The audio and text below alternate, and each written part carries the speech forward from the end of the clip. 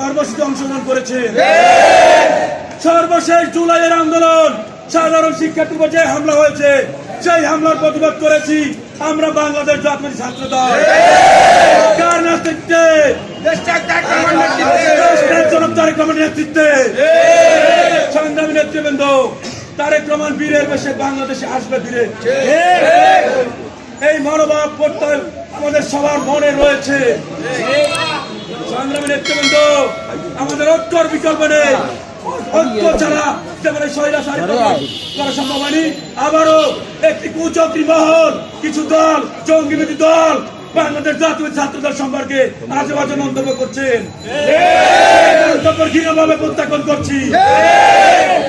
সংগ্রামী নেতৃবৃন্দ, বাংলাদেশ জাতীয়বাদ ছাত্র দল রাজপথে পালিয়ে যায় না, আন্দোলন করেছে। শুক্রবার দিন জুম্মার নামাজ পড়ে একটি বিক্ষোভ মিছিল করলাম, দেশ স্বাধীন হয়ে গেল। স্বাধীন হয় নাই। দীর্ঘ 16টি বছর আন্দোলন করেছি আমরা। আমরা কোনো গুপ্ত হামলা করিনি, গাড়িতে হামলা করিনি, গাড়িতে পেট্রোল বোমা মারিনি। এই সঙ্গেই হামলা করেছে কারা? বাংলাদেশ জাতীয় ছাত্র দল, বাংলাদেশের গণতান্ত্রিক প্রক্রিয়া জনগণ সবাই জানে।